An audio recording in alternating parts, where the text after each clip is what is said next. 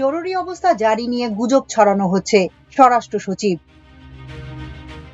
বাংলাদেশে আইন শৃঙ্খলা পরিস্থিতি স্থিতিশীল রয়েছে এবং জরুরি অবস্থা জারি নিয়ে গুজব ছড়ানো হচ্ছে বলে জানিয়েছেন স্বরাষ্ট্র সচিব নাসিমুল গনি। সোমবার সচিবালয়ে সাংবাদিকদের এক প্রশ্নের জবাবে একথা বলেন তিনি। স্বরাষ্ট্র সচিব বলেন, এটা একটা গসিপ, এ সম্পর্কে কোনো মন্তব্য করতে চাই না। এর আগে গতকাল রোববার রাতে জরুরি অবস্থা জারি হচ্ছে বলে সামাজিক যোগাযোগ মাধ্যমে গুজব ছড়িয়ে পড়ে। বিশেষ করে ক্ষমতাচ্যুত আওয়ামী লীগ সমর্থকদের নানা ধরনের তথ্য প্রচার করতে দেখা যায়। একই সঙ্গে কেউ কেউ দাবি করেন যে শিগগিরই বাংলাদেশে ফেরত আসছেন ক্ষমতাচ্যুত প্রধানমন্ত্রী শেখ হাসিনা।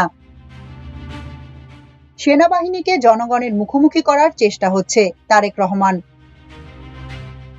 সেনাবাহিনীকে জনগণের মুখোমুখি করিয়ে দেওয়ার চেষ্টা হচ্ছে বলে মন্তব্য করেছেন বিএনপির ভারপ্রাপ্ত চেয়ারম্যান তারেক রহমান। তিনি বলেছেন, কয়েকদিন আগেও আমরা দেখেছি সংস্কার এবং নির্বাচনকে মুখোমুখি দাঁড় করানো হচ্ছে, ঠিক একইভাবে সেনাবাহিনীকে জনগণের মুখোমুখি দাঁড় করানোর চেষ্টা হচ্ছে। এর পেছনে নিশ্চয়ই কোনো ষড়যন্ত্র আছে। সোমবার রাজধানীর লেডিস ক্লাবে বিএনপির মিডিয়া সেল আয়োজিত ইফতার মাহফিলে প্রধান অতিথির বক্তব্যে তারেক রহমান একথা বলেন। মির্জা আজম দম্পতির জমি জব্দ, 31 ব্যাংক হিসাব ফ্রিজ।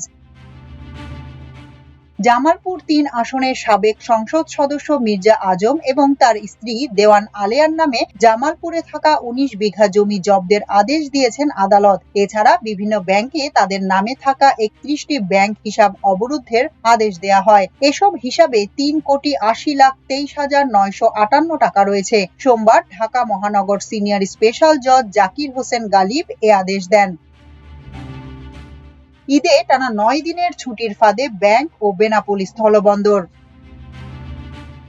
পবিত্র শবে কদর ও ঈদ উল ফিতর সহ সাপ্তাহিক ছুটি মিলিয়ে আগামী ২৮ মার্চ থেকে ৫ এপ্রিল টানা ৯ দিনের ছুটিতে বন্ধ থাকবে ব্যাংক। তবে পোশাক খাতে কর্মরতদের বেতন দেওয়ার সুবিধার্থে ২৮ ও ২৯ মার্চ পোশাক শিল্প এলাকার বেশ কিছু ব্যাংকের শাখা খোলা রাখার নির্দেশ দিয়েছে বাংলাদেশ ব্যাংক। সোমবার এক প্রজ্ঞাপনে এই নির্দেশনা দেওয়া হয়। একইভাবে বন্ধ থাকবে দেশের সবচেয়ে বড় স্থলবন্দর বেনাপোলের আমদানি রপ্তানি সহ বন্দর ও কাস্টমসের কার্যক্রম। ৪৭তম বিসিএস এর প্রিলিমিনারি পরীক্ষা ২৭ জুন। আগামী ২৭ জুন ৪৭তম বিসিএস এর প্রিলিমিনারি পরীক্ষা অনুষ্ঠিত হবে। পাবলিক সার্ভিস কমিশন পিএসসি জানিয়েছে, ওই দিন সকাল ১০টা থেকে বেলা ১২টা পর্যন্ত ঢাকা, রাজশাহী, চট্টগ্রাম, খুলনা, বরিশাল, সিলেট, রংপুর ও ময়মনসিংহ কেন্দ্রে একযোগে পরীক্ষা অনুষ্ঠিত হবে। সোমবার সংস্থাটির পরীক্ষা নিয়ন্ত্রক মাসুমা আফরিন স্বাক্ষরিত এক বিজ্ঞপ্তিতে এ তথ্য জানানো হয়। ইস্তানবুলের মেয়রের গ্রেফতারের প্রতিবাদে তুরস্ক জুড়ে বিক্ষোভ। তুরস্কের বৃহত্তম শহর ইস্তানবুলের মেয়র ইকরাম ইমামোগলুর গ্রেফতারের প্রতিবাদে তার সমর্থকদের বিক্ষোভ অব্যাহত রয়েছে। সোমবার দেশটির বিভিন্ন শহরে বিক্ষোভ করেন ইমামোগলুর সমর্থকরা। এর আগে রোববার ইস্তানবুলের একটি আদালত ইমামোগলুকে দুর্নীতির মামলায় আনুষ্ঠানিকভাবে গ্রেফতার দেখানোর নির্দেশ দেয়। তাকে ইস্তানবুলের মারমারা কারাগারে পাঠানো হয়। গত ৫ দিনের বিক্ষোভে প্রায় ৭০০রও বেশি বিক্ষোভকারীকে গ্রেফতার করা হয়েছে। ২ দফায় হার্ট অ্যাটাক তামিম ইকবালের, জ্ঞান ফিরেছে, কথা বলেছেন পরিবারের সঙ্গে। ২ দফায় হার্ট অ্যাটাক করা তামিম ইকবালের হার্টে একটি রিং পরানো হয়েছে। তাকে রাখা হয় নিবিড় পর্যবেক্ষণে। কয়েক ঘন্টার ব্যবধানে জ্ঞান ফিরেছে দেশসেরা ওপেনারের। চোখ খুলেছেন তামিম, কথা বলেছেন পরিবারের সদস্যদের সঙ্গে।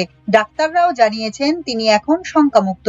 তামিমের শারীরিক অবস্থার খোঁজ নিয়েছেন প্রধান উপদেষ্টা ডক্টর মোহাম্মদ ইউনূস। সকালে বিকেএসপি ৩ নম্বর মাঠে শাইনপুকুরের বিপক্ষে মাঠে নামে মোহামেডান। এ ম্যাচ শুরুর আগে টস করেন তামিম ইকবাল। এরপরই বুকে ব্যথা অনুভব করেন তিনি। সেখান থেকে স্থানীয় হাসপাতালে নেওয়া হয় তাকে। সাকিব আল হাসানের সম্পদ ক্রোকের নির্দেশ। চেক প্রতারণার মামলায় ক্রিকেটার ও মাগুরা ২ আসনের সাবেক সংসদ সদস্য সাকিব আল হাসানের সম্পদ ক্রোকের নির্দেশ দিয়েছেন আদালত। সোমবার ঢাকার অতিরিক্ত চিফ মেট্রোপলিটন ম্যাজিস্ট্রেট জিয়াদুর রহমানের আদালত এই আদেশ দেন। এদিন মামলাটিতে সাকিবকে গ্রেফতারে পরোয়ানা সংক্রান্ত তামিল প্রতিবেদন দাখিলের জন্য ধার্য ছিল।